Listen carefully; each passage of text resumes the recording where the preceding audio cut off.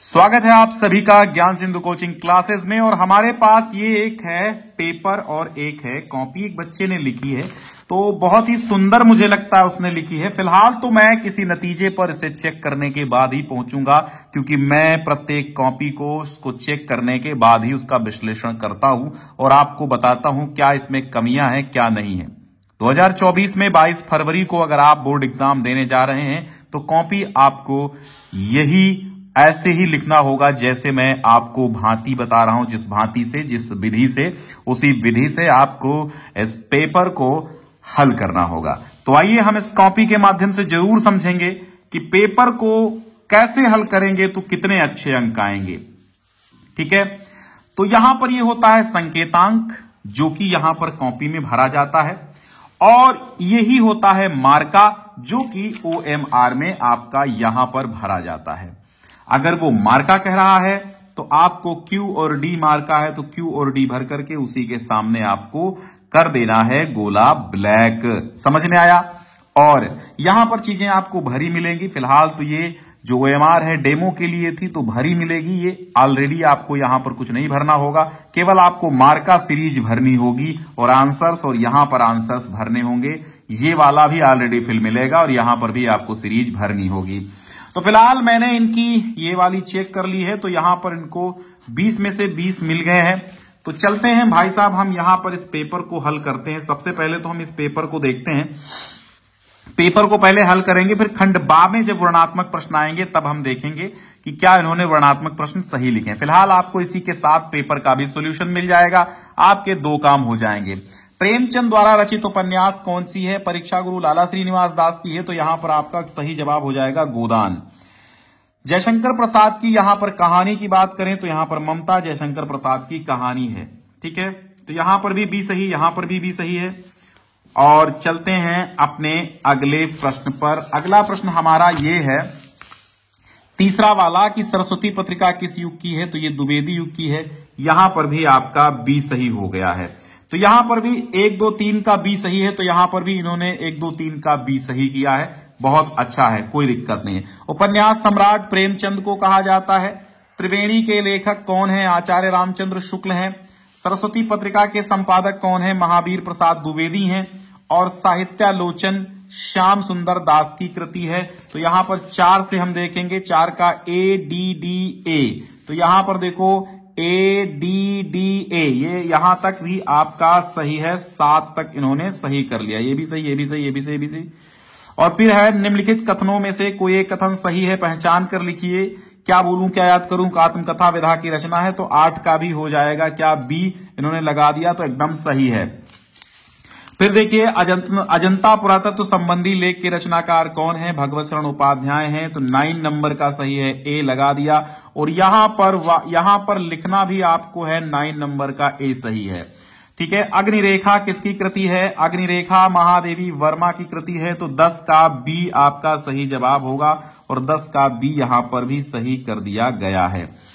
फिर देखते हैं प्रश्न 10 और बचते हैं ऑब्जेक्टिव। तो यहां पर देखते हैं, खग मृग हे मधुकर श्रेणी तुम देखी सीता मृग नैनी, तो यहां पर कौन सा रस है? तो यहां पर करुण रस हो जाएगा। वैसे भी योग श्रृंगार है, लेकिन यहां पर हम करुण रस की बात करेंगे, तो ऑप्शन ए सही हो जाएगा 11 का। यहां पर ऑप्शन ए सही है 11 का।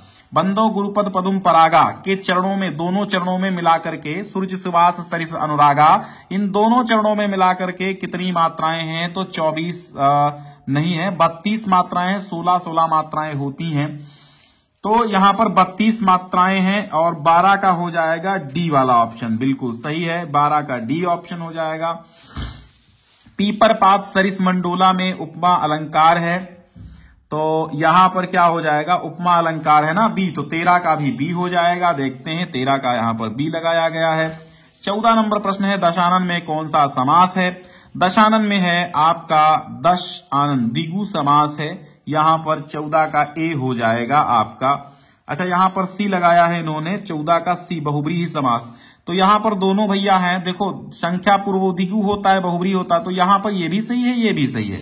नो डाउट, नो प्रॉब्लम, कोई दिक्कत नहीं, तो ये भी सही है इनका। कोयल का तत्सम क्या होता है? कोयल का होता है कोकिल, तो 15 का ए सही है। 16 का कमल सरसिज क्या है? ये पर्यायवाची है, 16 का भी ये है। 17 का निम्न में से भाववाच्य का उदाहरण है, थोड़ी देर सो लिया जाए, मैं पत्र लिखता हूं, मुझसे पत्र लिखा जाता है, लड़का चित्र बनाता है। तो यहां पर थोड़ी देर सो लिया जाए, ये क्या है, ये आपका है भाववाच्य। तो यहां पर तीनों ए सही है, 15, 16, 17, तो यहां पर इन्होंने ए सही कर दिया है।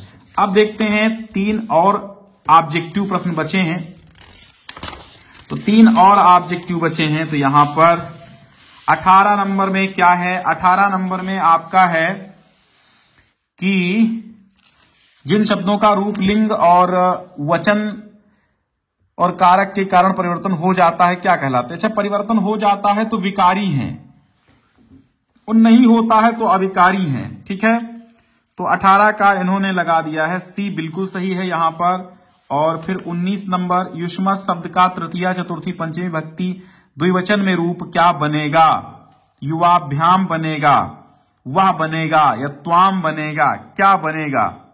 ठीक है, तो 19 का ये युवाभ्याम भ्याम भ्याम बनता है, तो युवाभ्याम बनेगा, यहां पर भी सही हो गया है। और 20, प्रश्न नंबर 20 का जो है निम्नलिखित में आज्ञावाचक वाक्य कौन सा है। तो यहां पर सर्वप्रथम पूजा करके काम में जुट जाओ, तो ये है, ये आज्ञावाचक है बी, तो यहां पर भी 20 का 20 सही हो गया है, इसलिए इन्होंने यहां पर 20 में 20 अचीव कर लिए हैं।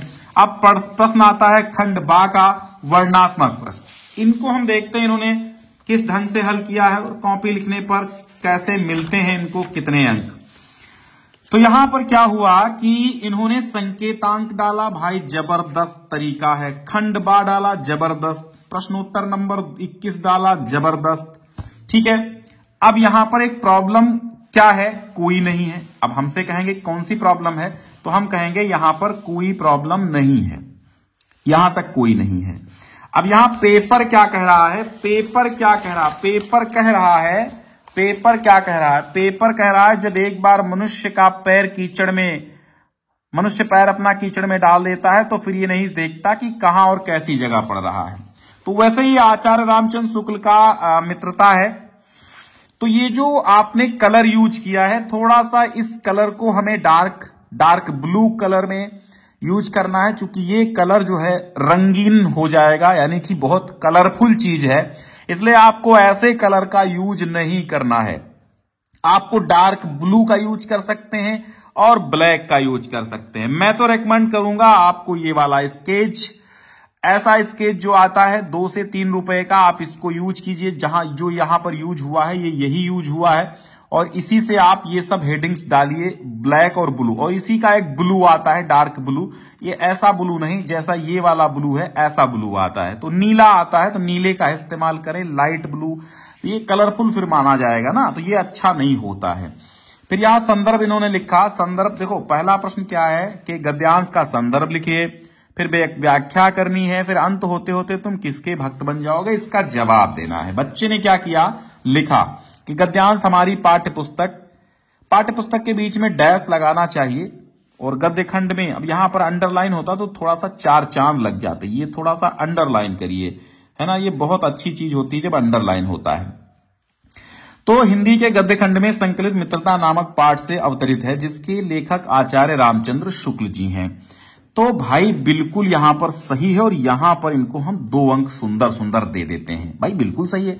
व्याख्या इन्होंने लिखी कि लेखक कहते हैं कि जब व्यक्ति अपना पैर कीचड़ में रखता है तो वो ये नहीं सोचता कि कीचड़ कहां लग रहा है, अर्थात एक बार जब मनुष्य बुरे लोगों के साथ रहना शुरू कर देता है तब वो ये नहीं सोचता कि ये हमारी बुद्धि का नाश करेगा, वो धीरे धीरे बुरी बातों का समर्थन करना शुरू कर देता है। बिल्कुल बिल्कुल भाई, ये व्याख्या इनकी समर्थन करने योग्य है। अंत होते तुम बुराई के भक्त बन जाओगे, बिल्कुल यहां पर प्रश्न था, अंत होते तुम किसके भक्त बन जाओगे, बुराई के बन जाओगे। तीनों प्रश्नों का जवाब इन्होंने तारतम्यता से दिया है, और ये जो पेज यहां पर बच गया है, यहां पर पेज बच गया, कोई दिक्कत नहीं, क्योंकि हमेशा एक प्रश्न का, एक खंड का प्रश्न जब आप दे चुके हैं तो उसे क्लोज करिए और नए पेज से प्रारंभ करिए। तो ये तरीका इनका बिल्कुल अद्भुत है और बहुत ही सुंदर तरीका है इनका। ठीक है, अगला पेज पलटते हैं हम। आपको जो बोर्ड में कापियां मिलेंगी वो पेज नंबर के साथ मिलेंगी, पेज नंबर उन पर पड़ा होगा, आपको कोई टेंशन लेने की आवश्यकता नहीं है। और पेज नंबर के साथ साथ कुछ चीजें आपकी जो है यहां पर लोगो बना होगा। लोगो मतलब एक गोल गोल वही होगा जो माध्यमिक शिक्षा परिषद का है, वो हल्का सा होगा लेकिन उसी के ऊपर आपको लिखना होगा। ठीक है, तो इस समाधि में छिपी हुई है एक राख की ढेरी। अब प्रश्न नंबर आता है 22। यहां पर इस पद्यांश पर आधारित प्रश्नों के उत्तर दीजिए। तो यहां पर पूरे पद्यांश को रेखांकित किया गया है, संदर्भ लिखना है, फिर रेखांकित अंश की व्याख्या करना है, फिर कवयित्री ने किसकी समाधि पर भावनाएं व्यक्त की हैं। ये 3 प्रश्न हैं। तो इस समाधि में देखो यहां पर संकेत डाला, बहुत अच्छा। प्रश्नोत्तर नंबर 22 बहुत अच्छा, ये स्टार बना दिया, ठीक है, थोड़ा दूरी बना, यहां थोड़ा दूरी से बनाते। फिलहाल स्टार बनाने की विशेष आवश्यकता नहीं होती है, simple living and high thinking वाला काम बहुत अच्छा रहता है। फिलहाल इन्होंने बनाया है, सुंदर लग रहा है, कोई दिक्कत नहीं है, लेकिन इसमें समय आपका जाता है, तो समय बचाइए और कॉपी को कंप्लीट अच्छे से लिखिए।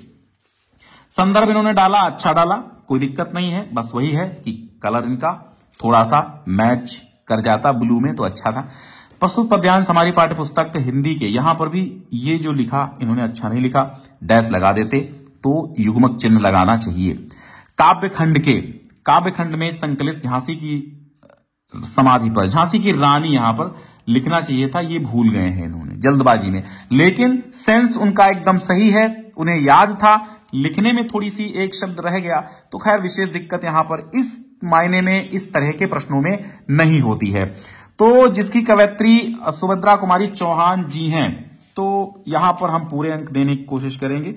और यहां पर है, कवयित्री कहती हैं कि ये जो समाधि है, इस समाधि में रानी लक्ष्मीबाई की है और जो स्वयं को जलाकर भारत को स्वतंत्र किया है। झांसी की रानी अंतिम सांस तक युद्ध लड़ती रही थी। ठीक है, तो फिलहाल हमें इसकी व्याख्या और इसकी व्याख्या मैच नहीं कर रही यहां पर, इसलिए 1 अंक ही हम देंगे, क्योंकि यहां पर जो व्याख्या होनी चाहिए थी, इस समाधि में छिपी हुई है एक राख की ढेरी, यानी आपको लिखना चाहिए था सुभद्रा कुमारी चौहान जी कहती हैं झांसी की रानी की समाधि पर भावनाएं व्यक्त करती हुई कहती हैं कि इस छोटी सी समाधि में एक राख की ढेरी छिपी हुई है, जिसमें रानी लक्ष्मीबाई ने जलकर जिसने स्वतंत्रता की दिव्य आरती फेरी, झांसी की रानी की अंतिम, अच्छा यह समाधि, ये लग समाधि झांसी की रानी की अंतिम लीला स्थली है लक्ष्मी मर्दानी की। थोड़ा सा यहां पर रह गया था, टाइप करना शायद हो गया होगा, कहीं पर टाइपिंग मिस्टेक है, तो ठीक है। पूरा यहां से व्याख्या जब करते तो वैसे भी अधूरा है, मैं यहां पर चलिए फिलहाल अधूरा है तो इसकी गलती है, इसलिए मैं यहां पर 2 के 2 अंक देता हूं भाई साहब। ये गलती इसकी है, टाइपिंग मिस्टेक की है, तो इसकी भाई गलती बोर्ड को माननी पड़ेगी। अगर बोर्ड ऐसी त्रुटियां करता है तो बोर्ड अंक देगा। फिर है यहां पर कवयित्री ने किसकी समाधि पर, तो झांसी की रानी की समाधि पर भावनाएं व्यक्त की। समाधि ये ऐसे नहीं होता, समाधि ये होता है, चूंकि ये कॉपी मैं आपको बता रहा हूं तो यही बता देता हूं, समाधि।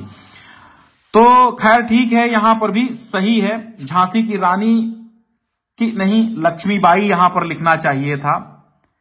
ठीक है, तो झांसी की रानी की लक्ष्मीबाई की समाधि पर भावनाएं व्यक्त की हैं। 1.5 अंक यहां मिलता, आधा तो कटेगा भाई साहब। अब वो अलग बात है कि एग्जामिनर ना काटे, वैसे मैं काटने की कोशिश नहीं करता हूं, है ना। तो फिर यहां देखिएगा, संस्कृत गद्यांशों में से किसी एक का संदर्भ सहित हिंदी अनुवाद करना होगा, 5 अंक यहां पर मिलने चाहिए। वाराणसी सुविख्याता प्राचीना नगरी। अब यहां देखिए, यहां पर संकेत दिया, बहुत अच्छा है। प्रस्तुत गद्यांश हमारी, यहां पर संस्कृत गद्यांश लिखना चाहिए था, प्रस्तुत संस्कृत गद्यांश या संस्कृत गद्यावतरण हमारी पाठ्य पुस्तक हिंदी के संस्कृत खंड में संकलित, ठीक है, वाराणसी नामक पाठ से अवतरित है। ठीक है, और वाराणसी प्रसिद्ध प्राचीन नगरी है, विमल गंगा के किनारे स्थित है, नहीं निर्मल जल तरंगों वाली गंगा के किनारे स्थित है। यहां पर इन्होंने अनुवाद अच्छा नहीं किया। निर्मल इयम विमल सलिल तरंगाया, निर्मल जल तरंगों वाली गंगा के किनारे स्थित है, तो निर्मल तरंगों, यहां पर लिखा निर्मल गंगा के किनारे स्थित है, विमल, ठीक है, तो विमल गंगा के किनारे स्थित है। खैर थोड़ा चल जाएगा, लेकिन वैसा आपको सही लिखना चाहिए ना, ये गलत बात है कि आपने छोड़ दिया। इसके घाटों की गोल आकृति रात में बहुत चमकती। भाई साहब ये क्या लिखा है आपने, रात में बहुत चमकती, कहां लिखा है इसमें रात में बहुत चमकती है? धवलायाम चंद्रिकायाम बहुराजते, श्वेत चांदनी में बहुत इसके घाटों की घुमावदार पंक्ति श्वेत चांदनी में बहुत सुशोभित होती है। अनेकों पर्यटक दूर देश से नित्य प्रति यहाँ आते हैं, इसके घाटों की शोभा को देखकर बहुत प्रशंसा करते हैं। ठीक है, तो बस इसमें इन्होंने पूरा नहीं लिखा है। अब चूंकि यहां पर 2 नंबर हमने दे दिए, 2 अंक दे दिए, कोई दिक्कत नहीं है, लेकिन यहां पर भाई ये 3 अंक नहीं, यहां पर 2 ही मिलेंगे, है ना। सुंदर राइटिंग है तो केवल राइटिंग पर अंक नहीं मिलते हैं। और ठीक है, चलो भाई आगे देखते हैं। फिर यहां पर नीर क्षीर विवेक हंसालस्य तुम्हें तनुषे चेत, तो यहां पर अगर हम बात करें तो ये आपका लिया गया है पद्यांश से, ये संस्कृत का पद्यांश है। तो यहां पर इन्होंने 24 के फर्स्ट का आंसर दिया है, यहां पर 24 का फर्स्ट है तो फर्स्ट नहीं डाला है, डालना चाहिए, ये मत भूलना, ये मत भूलना भाई।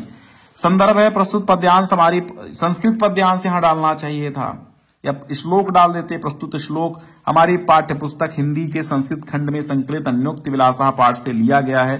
ठीक है, हे हंस, अगर तुम ही दूध और पानी को अलग करने में आलस्य करोगे तो कौन अपने कुल का पालन करेगा इस संसार में, नहीं लिखा इन्होंने। ठीक है, चलो यहां पर नहीं काटेंगे, दे देंगे, कभी कभी दया दृष्टि भी एग्जामिनर दिखा देना चाहिए एग्जामिनर को। फिर यहां पर खंड काव्य आता है, 3 अंक में इस बार खंड काव्य आना है। तो भाई साहब यहां पर इन्होंने किया है किसका, यहां पर देखो एक बड़ी गलती इन्होंने कर दी है, ये कि ये नहीं लिखा है, यहां पर 25 नंबर प्रश्न तो लिखा है, लेकिन ये नहीं लिखा कि का खा गा घा ये किसका कर रहे हैं। वैसे इन्होंने मेवाड़ मुकुट का किया है, तो यहां पर जो घा पड़ा है इसको डालना चाहिए था, नायक का चरित्र चित्रण करना चाहिए था ना, तो यहां पर लिखते मेवाड़ मुकुट डैश, ऐसे लिखना चाहिए था यहां पर खंड काव्य। ठीक है, यहां पर खंड काव्य डालते। ठीक है, खंड काव्य के अंतर्गत फिर मेवाड़ मुकुट डालते। ठीक है, मेवाड़ मुकुट, और फिर इसके नीचे डाल देते कि राणा प्रताप का चरित्र चित्रण, या खंड काव्य के आगे ही डाल देते मेवाड़ मुकुट, यहां पर भी डाला जा सकता है कि मेवाड़ मुकुट। ठीक है, यहां पर डाल देते और नीचे डाल देते राणा प्रताप का चरित्र चित्रण यहां पर, तो बन जाता आपका। तो यहां पर इन्होंने ये हेडिंग्स लिखने का कोई मतलब नहीं है, इसका कोई औचित्य नहीं है, रूपरेखा नहीं बनानी है। यहां पर थोड़ा सा परिचय में भी लिखना चाहिए था कि मेवाड़ मुकुट खंड काव्य के परिचय, थोड़ा सा ना उत्तर लिख के परिचय लिखा जाता कि मेवाड़ मुकुट खंड काव्य के नायक राणा प्रताप जी हैं, जिनकी चारित्रिक विशेषताएं निम्न प्रकार हैं, फिर लिखना चालू करते। तो हेडिंग खैर सही है इनका, बाकी ये भी सही है। तो भाई यहां पर 1 अंक कटना तय है इनका, लेकिन अब वही है कि हम इनको 2.5 दे देंगे, 3 में से आधा ही काटेंगे, कोई दिक्कत नहीं है, दृढ़ प्रतिज्ञ है। लेकिन ये जो इन्होंने डाला ही नहीं कि क्या है ये लिखा, ये डालना चाहिए भाई। अनादि गुप्ता जी, अब आगे आप त्रुटि मत करना, ठीक है। फिर आता है जीवन परिचय की श्रृंखला आती है, जीवन परिचय की। अगर ये फ्लो चार्ट आप बीचों बीच में बनाते तो और सुंदर बात थी, लेकिन आपने बगल में बना दिया है, कोई दिक्कत नहीं है, आप बगल में भी इस खंड काव्य को बना सकते हैं, हमें प्रॉब्लम नहीं है ना। चलिए, तो यहां पर हम बात कर लेते हैं जीवन परिचय में तुलसीदास। तो तुलसीदास 1532, बांदा राजापुर, आत्माराम, हुलसी, विनय पत्रिका, ये 23 ठीक है। अब यहां पर इन्होंने बहुत अच्छा काम किया है, लेकिन ये 2 कलर का पेन का यूज करना आपको नहीं चाहिए। अगर ब्लू से लिख रहे हो तो सब ब्लू से ही लिखो, ये डार्क ब्लैक से लिख सकते हो। कोटेशन जो होता है, हमेशा जो पंक्ति आपको लिखनी है वो ब्लैक पेन से लिखनी है, बोल्ड पेन से लिखनी है। जीवन परिचय हेडिंग देखो इन्होंने केसरिया उससे किससे डाला है भाई साहब, ये रेड, तो वो लाल, वो सॉरी क्या बोलते हैं, ये काला तो है नहीं, काले से हल्के वाले इसके से डाला। तो ये कलरफुल आपको स्केच इस्तेमाल नहीं करना है एग्जाम में, इसका कारण दिक्कत होगी आपको ब्लू और ब्लैक ही इस्तेमाल करने हैं। तो ब्लैक ब्लू ये भी कोई दिक्कत नहीं है, लेकिन 2 प्रकार के जब पेन यूज करोगे तो थोड़ा सा ये होगा कि आपने ब्लू और ब्लैक यानी कि कलरफुल आप चीजें इस्तेमाल कर रहे हैं, ये कोई कलर वाला पेन है ऐसा एग्जामिनर समझेगा। फिलहाल कोई यहां पर अंक नहीं कटते हैं, तो ऐसे पेनों का इस्तेमाल कर भी सकते हैं और ना करें तो ज्यादा अच्छा है। तो ये सब चीजें इन्होंने अच्छी लिखी हैं।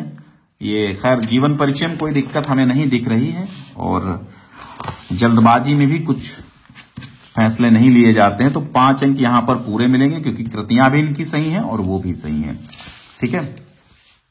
और फिर आता है जयशंकर प्रसाद का, इन्होंने यहां 1889 काशी और मुन्नी देवी और चंद्रगुप्त, ठीक है। 37 में मृत्यु। छायावाद के प्रसिद्ध लेखक जयशंकर। देखो शंकर कहाँ, ये कैसा शंकर लिखे हो भाई, ये सब ध्यान रखो, तालब्य सा लगेगा यहाँ पर, है ना, ठीक है। 37 में निधन हो गया। और फिलहाल यहाँ पर भी हम इनको 5 दे देते हैं, सब जगह नहीं काटना चाहिए। और 27 नंबर प्रश्न आता है कि श्लोक लिखना है तो मरणम मंगलम यत्र विभूतिश्च विभूषणम कौपीनम यत्र कौशेयम साकाशी केन मीयते। तो यहां पर 2 अंक बढ़िया मिल गए। ये देखिएगा यहां पर इन्होंने पत्र लेखन किया है। पत्र लेखन वैसे कहां पे आया है, पत्र लेखन इनका आया है 4 दिनों के आकस्मिक अवकाश हेतु, और 2 प्रश्नों का संस्कृत में उत्तर और विषय पर निबंध 7 अंकों में। तो प्रधानाचार्य महोदय सरयू देवी विद्या मंदिर अमेठी आकस्मिक अवकाश हेतु प्रार्थना पत्र। विषय महोदय, यहाँ पर का कामा नहीं लगाया है, उसे लगाना चाहिए कामा तो अच्छी बात होती है। आकस्मिक अवकाश हेतु प्रधानाचार्य को प्रार्थना पत्र है, ठीक है। तो निवेदन यह है कि आज सुबह मैं स्कूल आते समय मेरी साइकिल स्कूटर से भिड़ गई, है ना, मेरे सिर पर चोट लग गई। यद्यपि प्राथमिक उपचार करा लिया है परंतु कक्षा में बैठने में असमर्थ हूं, अतः आपसे अनुरोध है कि 4 दिन का आकस्मिक अवकाश प्रदान करने की कृपा करें। पूर्ण विराम नहीं लगाया है, सधन्यवाद में सधन्यवाद लिखा जाता है, सधन्यवाद में, ठीक है। आपकी महती कृपा होगी ये भी लिखना चाहिए था। आपका आज्ञाकारी शिष्य आबासाबा कक्षा 10 यहां पर लिखना चाहिए था और दिनांक यहां पर डालनी चाहिए थी, इसलिए इनका पूरा कंप्लीट चीज नहीं है। तो भाई साहब यहाँ पर जो पत्र आपका 4 अंकों का है ये आपका 3.5 मिलेगा, क्योंकि ये चीजें थोड़ा सा आपने अच्छी नहीं की हैं। यहाँ पर कक्षा 10 डालना चाहिए था, दिनांक डालना चाहिए था, जो मेन चीज आपने दिनांक डाली ही नहीं, है ना, मेन चीज ये होती। तो ये पत्र का एक प्रारूप देखा जाता है, ठीक है। चलिए घबराने की आवश्यकता नहीं है, ये चीजें आप ध्यान दीजिए, पूरे अंक मिलेंगे। और अलग चंद्र यमन राजा, राजा नहीं यमन राजा होता है, ठीक है। चंद्रशेखरा एक देशभक्त आसित, ठीक है। तो 1 अंक यहाँ, 1 अंक यहाँ पर 2 मिल जाएंगे आपको। अब आता है निबंध, जिसकी बहुत ज्यादा डाउट आपको रहता है कि सर निबंध कैसे लिखें, कितना लिखें, कितने पेज में लिखें। रूपरेखा बनाई, विज्ञान वरदान अभिशाप पर लिखा इन्होंने। प्रस्तावना विज्ञान वरदान है, विज्ञान अभिशाप है, विज्ञान की देन उपसंहार, ठीक है। विज्ञान आज ईश्वर की भांति सर्वव्यापी, सर्वव्यापी में वाह नहीं लगाया, हम इस तरह देख रहे हैं। खैर, और अगर एग्जामिनर के पास कापियों का गट्ठर होगा तो वो नहीं देखेगा, और गट्ठर नहीं होगा, आपकी फुर्सत में कापी चेक करनी है तो भाई साहब फुर्सत में चेक करेंगे तो ऐसे ही चेक करेंगे, है ना। दुनिया का कोई ऐसा कोना नहीं, कोई जगह नहीं जहां पर विज्ञान ने अपना चमत्कार न दिखाया हो, ठीक है। वास्तव में विज्ञान ने जितनी समस्याएं हल की हैं उतनी ही समस्याएं पैदा भी कर दी हैं, ओके, ठीक है। लेकिन एक कोटेशन नहीं था, इसको आपको अलग नहीं लिखना चाहिए था, है ना, उसको एक में ही लिख देते, उसी प्रस्तावना में डाल देते, कोई दिक्कत नहीं। फिर विज्ञान वरदान है, किस तरह है, विज्ञान की देन क्या क्या है इन्होंने बताया, सारी चीजें दे रहे हैं।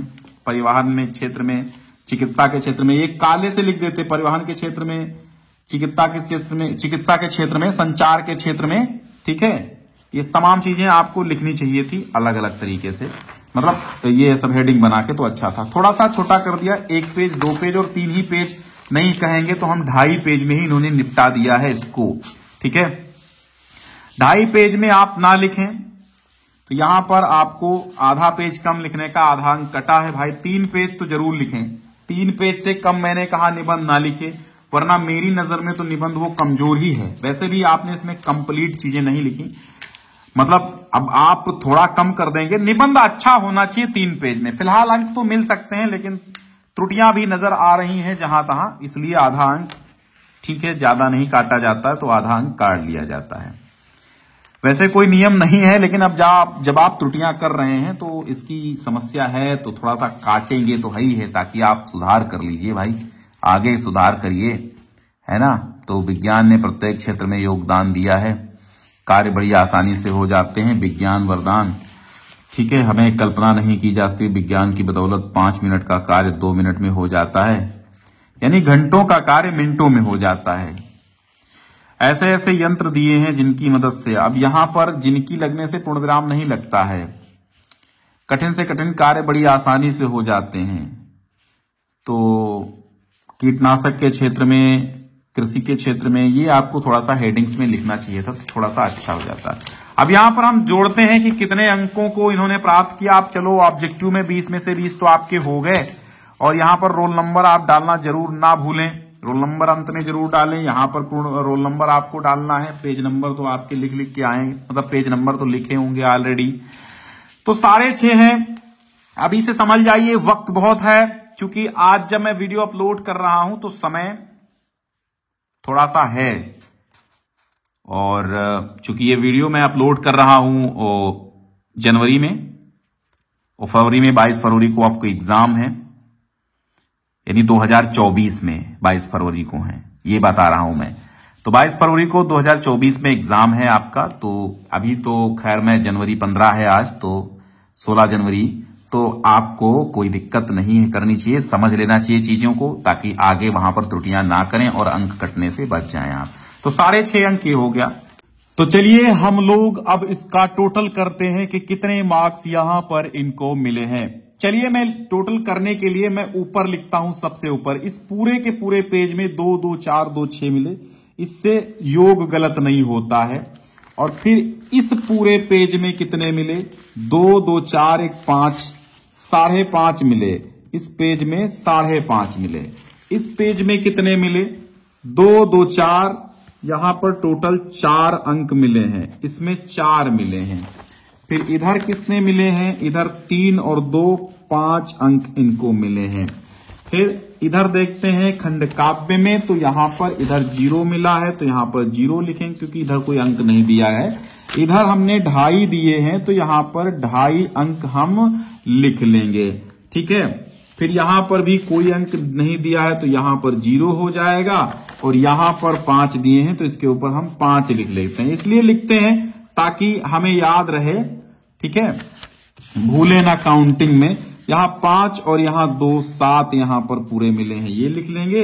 और यहां पर 3.5 मिले हैं, ये लिख लेंगे पूरे पेज में। और यहां पर 2 अंक मिले हैं, ये लिख लेंगे।